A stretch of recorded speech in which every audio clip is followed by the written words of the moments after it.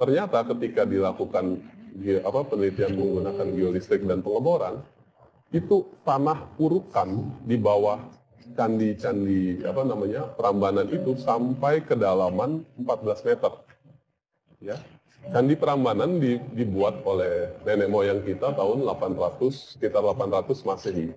Jadi nenek moyang kita sebenarnya sudah mengenal teknik menguruk sejak 800 sebelum Masehi. 800 Masehi gitu ya.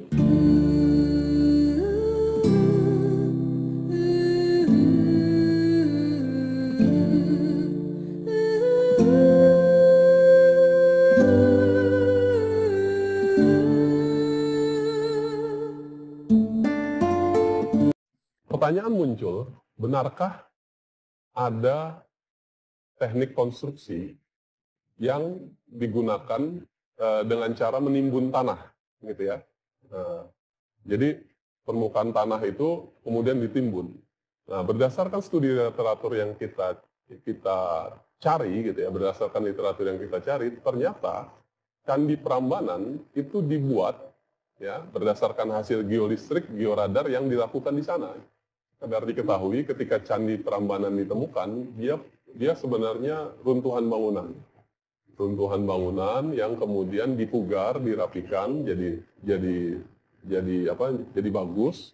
Lalu tahun 2006 dia terkena gempa, hancur gitu ya. Sebagian rontok.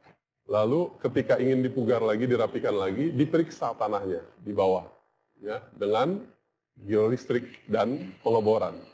Nah, hasil mengejutkan diperoleh ketika yang tadinya awalnya ingin mengetahui ini tanahnya masih bagus apa enggak gitu ya.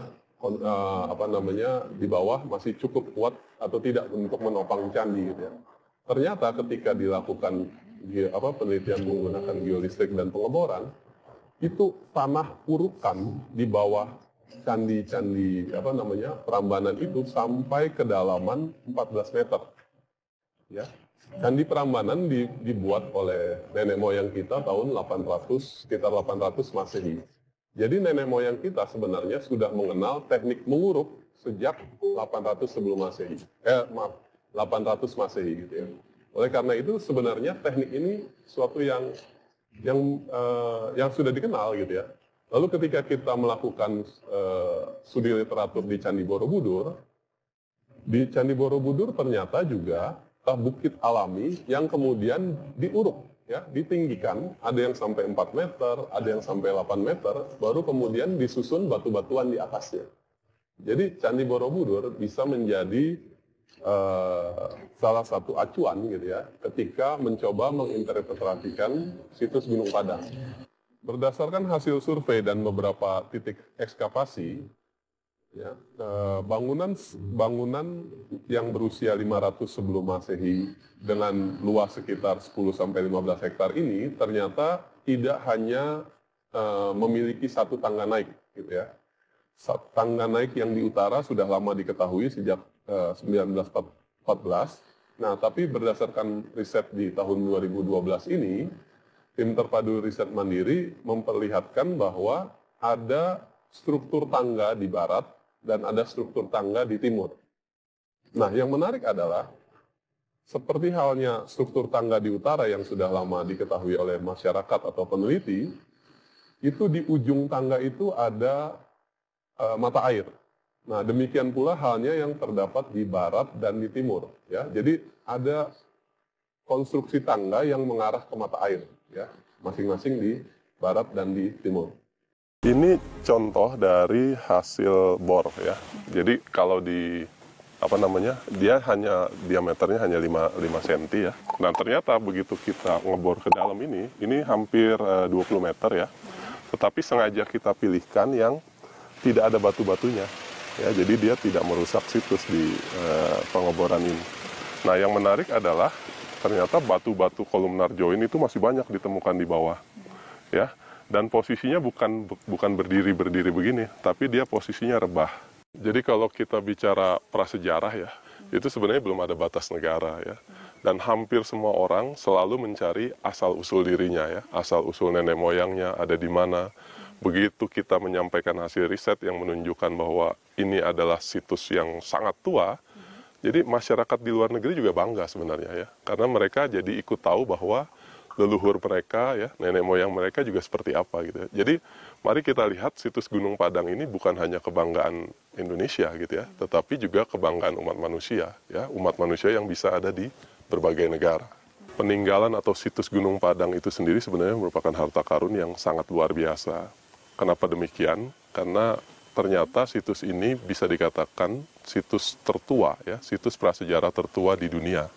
Ya, ketika hasil carbon dating menunjukkan 5.200 sebelum Masehi, yang artinya lebih tua dari piramida Mesir, lebih tua dari zigurat di Mesopotamia, lebih tua dari tembok Cina, maka kita sebenarnya punya harta karun yang luar biasa ya, yaitu peradaban yang maha tinggi, maha besar gitu ya, yang kalau kita gunakan dengan sangat baik itu bisa bermanfaat bagi generasi yang sekarang begitu ya. Jadi sebelum kita berprinsip ya, sebelum kita membuka situs ini, kita harus tahu betul seperti apa kondisi masyarakatnya, seperti apa kondisi ekologinya ya, flora dan faunanya gitu ya, seperti apa kondisi sosiologinya dan seterusnya begitu ya. Jadi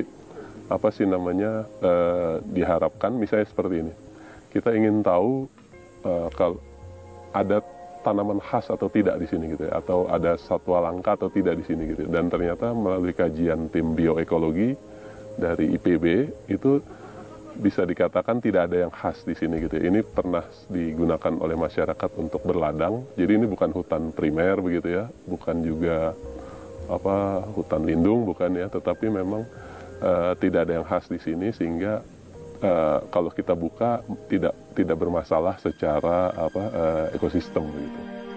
Timur dipilih sebagai lokasi ekskavasi karena di bulan Januari, Februari, Maret 2003 kita sudah membuka beberapa kotak gali dan situ sudah menemukan struktur ya, terutama lapisan kedua ya.